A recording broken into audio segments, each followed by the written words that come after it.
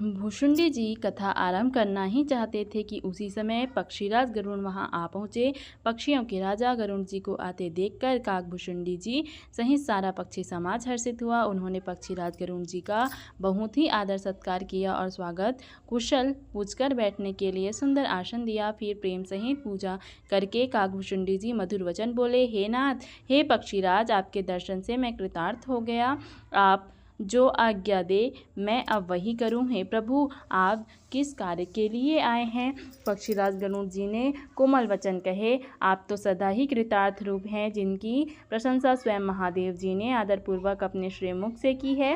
हे तात, सुनिए, मैं जिस कारण से आया था वह सब कार्य तो यहाँ आते ही पूरा हो गया। फिर आपके दर्शन भी प्राप्त हो गए। आपका परम पवित्र आश्रम देखकर ही मेरा मोह, संदेह और अनेक प्रकार के भ्रम सब जाते रहे।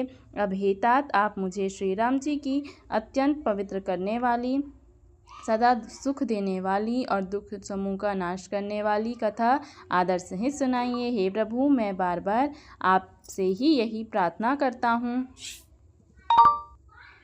गरुड़ जी की विनम्र, सरल, सुंदर, प्रेमयुक्त, सुखप्रद और अत्यंत पवित्र वाणी सुनते ही भुशुंडी जी के मन में परम उत्साह हुआ कि वे श्री रघुनाथ जी के गुणों की कथा कहने लगे।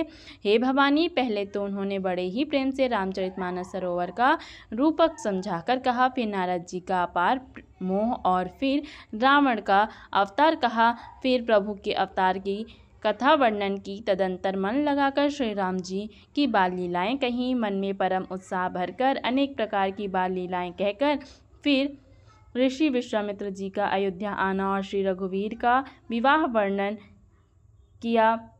फिर श्री राम जी के राज्याभिषेक का प्रसंग, फिर राजा दशरथ के वचन से राजरास अर्थात राज्याभिषेक के आनंद में भंग पड़ना, फिर नगरवासियों का विरह विषाद और राम लक्ष्मण संवाद कहा।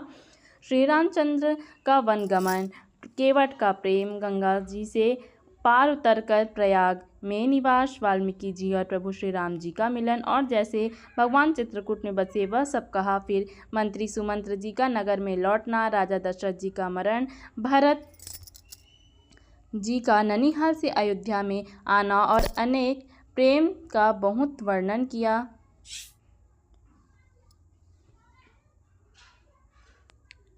राजा की अंत्येष्टि किया और नगरवासियों को साथ लेकर भरत जी वहां गए जहां सुख की राशि प्रभु श्री राम जी थे। फिर रघुनाथ जी ने उनको बहुत प्रकार समझाया जिससे वे